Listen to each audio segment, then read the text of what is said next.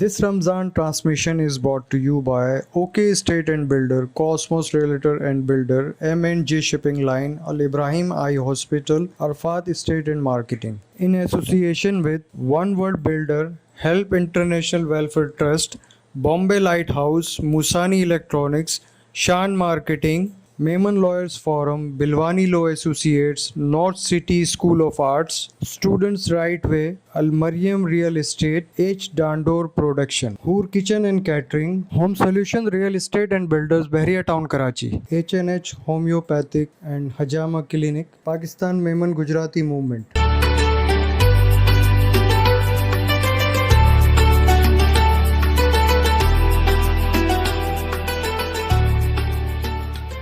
औज़ुबिल्लाहि मिनश्शैतानिर्रजीम बिस्मिल्लाहिर्रहमानिर्रहीम रब्बिश्रहली सदरी वयस्सिरली अमरी वहलुल उक़दतम मिन लिसानी यफ़क़हू क़ौली रब्बि ज़िदनी इल्मा रब्बि ज़िदनी इल्मा रब्बि ज़िदनी इल्मा आमीन सुम्मा आमीन या रब्बुल आलमीन।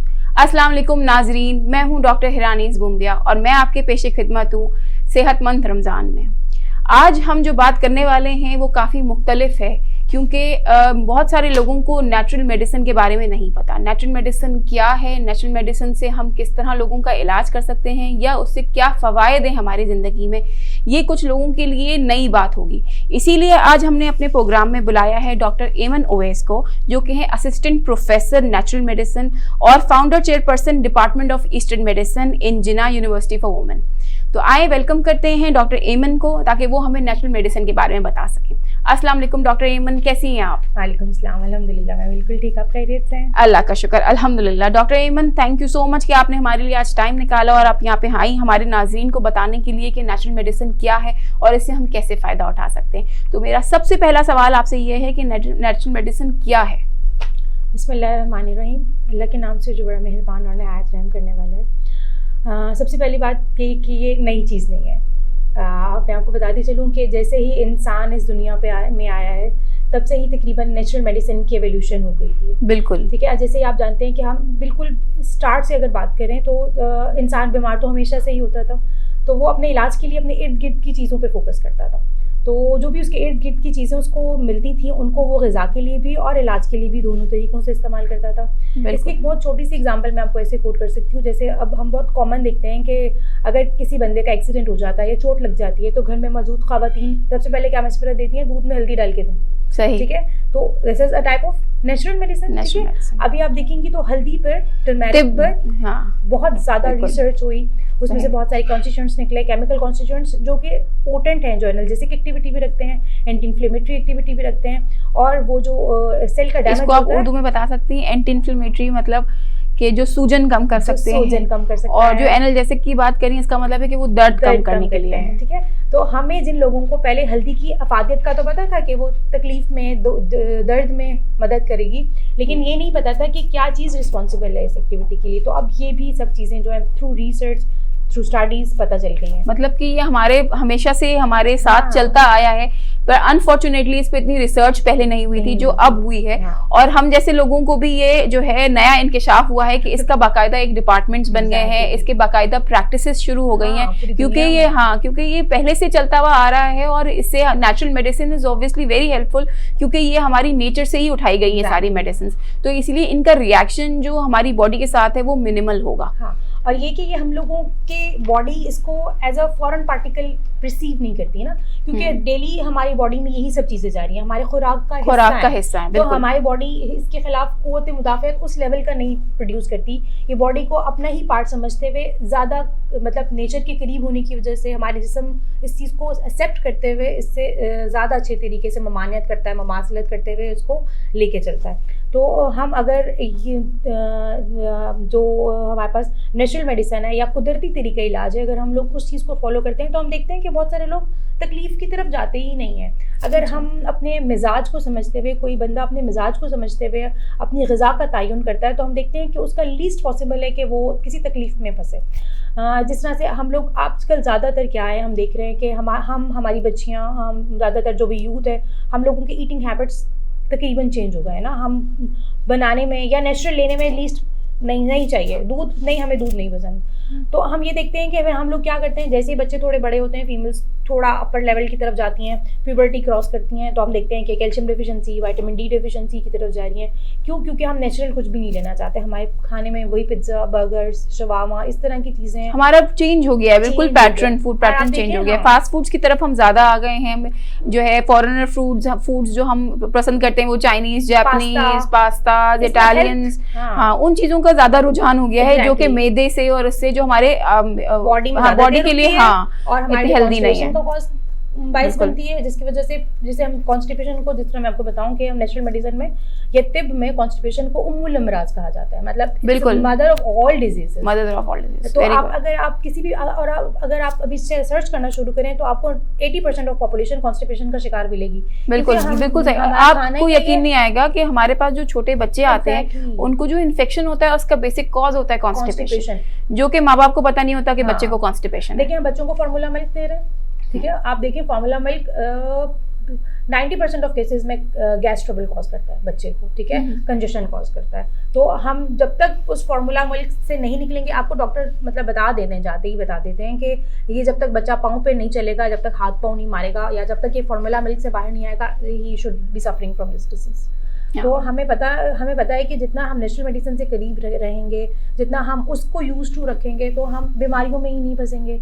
आप देखेंगे जो लोग शहद, दूध, दही, इस तरह की चीज़ों का ज़्यादा इस्तेमाल करते हैं, उनकी इम्यूनिटी इन्हेंस्ड होती है। अच्छा, इस पे मेरा आपसे एक और सवाल ये है कि जिस तरह आपने बताया कि हमें ये इस तरह पेट की बीमारियां नहीं होती या हमारे लिए ये ग़िज़ा बेहतर हो जाती है, तो क्या इस नेचुरल मेडिसिन का अफेक्ट हमारी मेंटल इलनेस या जो है इस तरह के बीमारियों की तरफ भी है, या इस बीमारियाँ इसमें इंक्लूड नहीं होती? आपको नेचुरल मेडिसिन की डेफिनेशन बताती हूँ। नेचुरल मेडिसिन को इस तरह से डिफाइन किया जाता है, या ईस्टर्न मेडिसिन को या ये तिब को इस तरह से डिफाइन किया जाता है कि कोई भी इंसान को उस वक्त तक हम एट हेल्थ या बिल्कुल हेल्दी कंसीडर नहीं करते, तंदुरुस्त कंसीडर नहीं करते, जब तक वो फिजिकल और मेंटली एट हेल्थ ना हो, ठीक है। एक बंदा जिसके बॉडी के सारे फंक्शंस बहुत अच्छे से परफॉर्म हो रहे हैं, लेकिन वो मेंटली स्ट्रेस्ड है, इल है, एंजाइटी का शिकार है, तो हम उसको हेल्दी कंसीडर नहीं कर सकते ना। किसी भी चीज़ की तरफ फोकस नहीं कर सकता, किसी भी चीज़ की तरफ कंसंट्रेट नहीं कर सकता, तो हम उसको हेल्दी नहीं कह सकते। ठीक, अच्छा, आपकी उसमें रिजिमेंटल थेरेपी वर्ड यूज होता है, ये रिजिमेंटल थेरेपी क्या है? हम लोग जो नेचुरल मेडिसिन के लोग हैं, हम जनरली जो है इलाज को 4 कैटेगरीज में डिवाइड करते हैं। सबसे पहले हम करते हैं regimental therapy, that is set as इलाज बिद तदबीर। सेकंड हम करते हैं इलाज बिल गज़ा। जब इन 2 बातों से बात नहीं बनती तो फिर हम जाते हैं इलाज बिल दवा की तरफ, और जब दवा से भी काम नहीं बनता तो फिर पेशेंट को लेके जाता है इलाज बिल यद या सर्जरी की तरफ। ठीक, अच्छा, तो आप इसको इलेबोरेट करेंगे कि आपका इलाज बिल तदबीर सबसे पहले क्या चीज़ है? इलाज बिल तदबीर से मुराद वो तमाम तदाबीर हैं जिनको हम करते हैं पेशेंट की इलनेस को ट्रीट करने के लिए। पेशेंट की इलनेस को जब ट्रीट करना होता है तो हम मल्टीपल रिजीम्स चेक करते हैं। हमारे पास बहुत सारी रिजीम्स हैं, जैसे कि हमारे पास डिफरेंट तरह के रिजीम्स होते हैं, जिसमें हमारे पास कपिंग आ जाती है सबसे पहले, जिसे हिजामा करना कहा जाता है। हिजामा के बहुत सारे तरीके हैं, लेकिन सुन्नत तरीका में वेट हिजामा को ही कंसीडर किया जाता है, जिसके हवाले से बहुत सारे अहदीस वगैरह हैं, रावी हैं, सुन्नत की डेट्स हैं, सुन्नत के पॉइंट्स हैं, और इससे हम मार्वलस रिजल्ट्स देखते हैं। इसके अलावा हमारे पास बाथ्स हैं, हमारे पास सोना बाथ्स होते हैं, हमारे पास मसाज मेडिकेटेड बाथ्स होते हैं, ठीक है। हमारे पास मेडिकेटेड बाथ में हमारे पास स्पेशल मेडिसिन होती हैं, स्पेशल हर्ब्स होती हैं, जिनको यूज़ करते हुए हम पेशेंट की एंग्जाइटी लेवल को डिक्रीज़ करते हैं। जैसे अगर हमारे पास कोई पेशेंट इंसोमिया का आता है तो फिर हम लेवेंडर हर्ब यूज़ करते हैं। अगर हमारे पास पेशेंट कोई इन्फ्लेमेशन का आता है, जिनकी बॉडी में बहुत ज़्यादा स्वेलिंग्स होती हैं, तो उनके लिए हम मारीगोल्ड इस तरह के कुछ फ्लावर्स इस्तेमाल करते हैं। डिफरेंट तरह की हमारे पास रूट्स, शूट्स, मतलब जितनी भी हमारे पास प्लांट के पार्ट्स हैं वो तमाम यूज़ होते हैं। नेचुरल डाइवर्सिटी में बहुत सारी चीज़ें हैं, प्लांट हैं, एनिमल्स हैं, मिनरल ओर्स हैं। अल्लाह पाक ने तमाम चीज़ें जो है इंसान के फ़ायदे के लिए बनाई हैं। हमने बहुत सारी चीज़ों के फ़वाइद जान लिए हैं, बहुत सारी चीज़ों के फ़वाइद जानने की भी ज़रूरत है। जिस तरह से मिनरल ओर्स में से हम फटकरी यूज़ करते हैं, सुहागा यूज़ करते हैं, सल्फ़र यूज़ करते हैं। प्लांट्स ओरिजिन में से हम तमाम प्लांट्स यूज़ करते हैं, उनके पार्ट्स यूज़ करते हैं। इसके अलावा हम लोग एक्सुडेट्स यूज़ करते हैं, जैसे हम मुक्कल इस्तेमाल करते हैं, खुशबू है ना। इसके अलावा एनिमल ओरिजिन के हम मुश्क इस्तेमाल करते हैं। इन तमाम चीज़ों की थेरेप्यूटिक एक्टिविटीज़ भी हैं, ठीक है। हम इनको कहीं ना किसी क्वांटिटी में थेरेप्यूटिक इफेक्ट के लिए भी यूज़ करते हैं। जिस तरह से जिन लोगों को इंसोम्निया या नींद की कमी का प्रॉब्लम होता है, हम उन्हें लेवेंडर कैंडल्स देते हैं, खुशबू एरोमा थेरेपी, ठीक है। अच्छा, इसकी जो ये इसका जो जिस तरह इलाज है, जिस तरह आप बता रही हैं कि इन सब चीज़ों से तो ऑब्वियसली इमीडिएट इफेक्ट तो आपको किसी दवाई से भी नहीं आता, तो वी डोंट एक्सपेक्ट के इमीडिएट इफेक्ट है, बट कितना आप अरसा समझती हैं कि ये एक अगर कि एक इंसान को जिस तरह कुछ अरसे से अगर बीमारी है तो ऑब्वियसली ही ट्रीट बिकम बेटर जल्दी, तो कुछ कितना अरसा आप एक्सपेक्ट करती हैं कि उतने अरसे में उसको रिजल्ट दिखना शुरू हो जाएंगे? It depends upon the chronicity of the illness, ठीक है। अगेन कि पेशेंट कितना पहले से बीमार है, कितना अरसा गुजर गया इस बीमारी को, बिल्कुल ये पेशेंट कितना अरसा पहले बीमार हुआ था या उसको ये बीमारी कब डेवलप होना शुरू हुई थी। ठीक, देखिए एक ही दिन में तो बीमारी नहीं बनती। मैं अपने मरीजों को एक बात बताया करती हूँ कि जो हम खाते हैं वो निकल के आता है, बिल्कुल ठीक है। What we eat is becoming the part of us ना। हम ये नहीं कह सकते कि अब हम आलू चावल खा रहे हैं और हम कह रहे हैं कि हमने जो है ब्लॉटिंग या इस तरह की कोई प्रॉब्लम ना हो। ऑब्वियसली जब भी हम जो खाएंगे वो हमारी बॉडी का पार्ट बनेगा। आप देखेंगे अब छोटे बच्चों को है, डॉक्टर्स भी कहते हैं कि आप इन्हें दही खिलाएं because it is made up of probiotics, ठीक है। तो हम बच्चों को भी बड़ों को भी लाजमी दही 1-2 चम्मच कहते हैं कि अपने खाने में ऐड करें। काम क्या है कि हम उसके बॉडी का जो फ्लोरा है, जो नेचुरल उसके बॉडी के माइक्रो ऑर्गेनिजम्स हैं जो कि डाइजेशन में हेल्प कर रहे होते हैं, उनको एनहांस करना चाह रहे होते हैं, बिल्कुल, ठीक है। इसी तरह से मैं आपको जैसे रेजिमेंटल थेरेपी में बता रही थी, हमारे पास लीचिंग है। लीचिंग आप देखेंगे जिसे हम पचने लगाना, छोटा सा ऑर्गेनिज्म होता है लीच जिसे हम कहते हैं, हाइड्रोथेरेपी के नाम से इसको किया जाता है। चाइना में, जापान में इसके बहुत बड़े बड़े इंस्टीट्यूट्स बने हुए हैं। उसको स्पेसिफिक इन्फ्लेमेटरी ऑर्गन्स पे लगाया जाता है इन्फ्लेमेशन के लिए। जोंक कहते हैं उर्दू में, जोंक के पहले भी लगा करती थी। हजामा करने को पचने लगाना कहा जाता है। इसके अलावा हमारे पास बाथ्स होते हैं, डिफरेंट तरह के मसाजेस होते हैं, हुकना करना। इसके अलावा हमारे पास वॉमिटिंग, काई मैसेज कराना। पेशेंट को कभी ऐसी कंडीशन होती है कि पेशेंट ने कुछ ऐसा चीज़ इंजेस्ट कर लिया होता है, खा लिया होता है, जिसको बॉडी से बाहर निकालना लाजमी तौर पर ज़रूरी हो जाता है। फिर इस तरह की चीज़ें दी जाती हैं कि वो वॉमिट आउट कर दे उस चीज़ को। इसके अलावा भी हमारे पास बहुत सारी। तो ये कंट्रोल्ड एनवायरनमेंट में किस तरह होता है? कंट्रोल्ड एनवायरनमेंट में ही होता है सारा काम। मतलब कि आप उनको एडमिट करते हैं इन पेशेंट्स को, या आप किस तरह ये थेरेपीज देते हैं पेशेंट को? अगर हम कपिंग की बात करें तो कपिंग जो है एक आउटडोर प्रोसीजर होता है, ठीक है। हम इसको आउटडोर में जिस तरह भी हमारे पास पेशेंट प्रेजेंट करता है उसके डिपेंडिंग अपॉन, अगेन हम किसी भी पेशेंट को बगैर उसका बेसलाइन किए बगैर हाथ नहीं लगाते। पेशेंट का बेसलाइन किया जाता है सबसे पहले। उसका जितनी भी बेसलाइन में आपके क्या इंक्लूडेड है? ब्लड टेस्ट इंक्लूडेड है। देखिए कोई भी पेशेंट अगर एचबी डेफिशिएंसी के साथ आएगा तो आप उसकी ब्लड लेटिंग नहीं कराएंगे, ठीक है। कोई भी पेशेंट अगर आपके पास हिस्टेरिया या एपिलेप्सी के साथ है तो आप उसकी कपिंग नहीं करेंगे, ठीक है। अच्छा। एक्टिव कपिंग, एक्टिव हिस्टेरिक है या एक्टिव एपिलेप्टिक फिट के साथ आ रहा है तो आप नहीं करेंगे, ठीक है। इसके अलावा आप पेशेंट को अगर तो कोई ब्लड डिजीज़ है, जिस तरह से आपको पता है कि कोई एक आध ऐसी डिजीज़ेज़ हैं जैसे हम रॉयल डिजीज़ भी कहते हैं, हीमोफीलिया, कि आपने ब्लड लगाया और स्टॉप नहीं करा। अगर पेशेंट आपका पहले से ही किसी ऐसी एंटीकोगुलेंट पे था कि वो आपने ब्लड लगाया और स्टॉप होने में प्रॉब्लम हो गई है, वो ब्लीड करता रहा, तो आप पेशेंट को पहले ही बताएंगे कि अब अगर आप कपिंग कराने के लिए आएंगे तो आप यही रिजीम्स अपना के आएंगे। जिस तरह से हमें नबी पाक सल्लल्लाहु अलैहि वसल्लम से मिलता है कि मरीज़ जो है वो 4 घंटे खाली पेट हो, और इसके अलावा ताकि वो उसका blood circulation specific disease area जहाँ पे हम कप करेंगे वहाँ इनहेंस्ड हो, उसकी माइक्रो सर्कुलेशन इनहेंस्ड हो। और इसके अलावा पेशेंट जो है वो, तो पहले आप कंसल्ट करते हैं उनको, हाँ, और उसके बाद फिर आप ट्रीटमेंट या प्रोसीजर की तरफ आप लेके जाएंगे। ठीक, आपने ये बहुत अच्छी बात बताई। अच्छा, अब आप बताइए कि ये इलाज बिल ग़िज़ा क्या है? हाँ, इलाज बिल ग़िज़ा एक बहुत ही इंपॉर्टेंट पार्ट है। जिस तरह से हम रमज़ान के दिन के हवाले से बात कर रहे हैं, तो रमज़ान में हम देखते हैं कि हम बहुत ज़्यादा फूडी हो जाते हैं। हमें जो भी पसंद है, हमने सारा दिन का फास्ट किया और उसके बाद एकदम से हम फ्राइड चीज़ों की तरफ चले गए। हमारा ज़्यादातर एहतमाम यही होता है ना, रमज़ान का एहतमाम ही फ्राइड है। तो हम देखते हैं कि एक इतने लंबे फास्टिंग के बाद अगर आप डायरेक्ट कुछ भी फ्राइड लेते हैं तो जो लोग हेल्थ चल रहे हैं चलें वो तो उसको डाइजेस्ट कर जाते हैं, वो भी एट टाइम्स जो है वो शिकार हो जाते हैं। हाँ, शिकार हो जाते हैं किसी खट्टे डिकार का या इस तरह की ब्लॉटिंग का या GERD जिस तरह से हम कहते हैं उसका शिकार हो जाते हैं। लेकिन अगर आप जनरलाइज कोई हाइपरटेंसिव पेशेंट की बात करें, डायबिटिक पेशेंट की बात करें, देखिए रमज़ान तो एक ऐसा महीना है जिसमें हम सब पे रोज़े फ़र्ज़ हैं। हम लोगों को डिस्पाइट ऑफ एनी इलनेस रोज़ा कज़ा करने से मना किया एक तरह से। तो हम कहते हैं कि हम इस महीने की सादत कोई भी छोड़ना नहीं चाहता। तो अगर जो भी पेशेंट है, कोई भी किसी मरीज़ कोई मर्ज़ से का शिकार है, अगर तो वो अपनी डाइट को प्रॉपर तरीके से मॉडिफाई करके चलेगा तो इंशाल्लाह उसको कोई प्रॉब्लम नहीं होगी। अगर हम रोज़ा खोलते अगर सिर्फ फलों से रोज़ा खोल लें या सादा रोटी सालन से भी रोज़ा खोल लें या खजूर, देखिए हमारे नबी पाक की सुन्नत से क्या मिलता है, खजूर, ठीक है। आप देखें खजूर is rich in every kind of multivitamin, nutrient rich है, कैल्शियम और आयरन रिच है। तो वो जो भी आप देखें कि नबी पाक सल्लल्लाहु अलैहि वसल्लम ने खजूर के इस्तेमाल से ही जो है वो 2 खजूरों से जंगें लड़ी। तो हम देखते हैं कि खजूर में किस लेवल की एनर्जी मौजूद है। तो हमें इफ्तार के टाइम पे उस खजूर के हवाले से बताया गया। तो हमें इफ्तार में वो तमाम न्यूट्रिएंट कंटेनिंग चीज़ें तो लेनी चाहिए, लेकिन वो नहीं जो हमारा पेट तो भर रही है लेकिन और ज़बान को भी बहुत अच्छी लग रही है लेकिन उसकी न्यूट्रिशनल वैल्यू नहीं है। सही। अच्छा, ये इलाज बिल दवा क्या है नेचुरल मेडिसिन? हाँ, इलाज बिल दवा जो पेशेंट्स की बात करते हैं हम, जब भी हमारे पास कोई पेशेंट प्रेजेंट करता है नेचुरल मेडिसिन के लोगों के पास, तो हमारे पास की 4 रिजीम्स होती हैं। सबसे पहले हम कोशिश करते हैं कि तदाबीर से उसको इलाज कर लिया जाए, ठीक है ना। उसको स्वेटिंग करा के, बाथिंग से या इस तरह से मसाजेस से या कपिंग से या लीचिंग से उस पेशेंट को उसको नॉर्मल लाइफ की तरफ लेके आ जाए, मैक्सिमम बेनिफिट हो जाए। उसको हम कोई ऐसी चीज़ ना दें जो उसकी बॉडी के लिए भी एक्स्ट्रा हो ना। उसके बाद अगर पेशेंट उसको रिस्पॉन्ड नहीं करता तो हम उसकी साथ ही डाइट भी मॉडिफाई कर देते हैं। हम लोग टेम्परामेंट्स की बेस पे काम करते हैं। टेम्परामेंट्स क्या है पेशेंट की, हम 4 तरह से के टेम्परामेंट्स करते हैं पेशेंट को।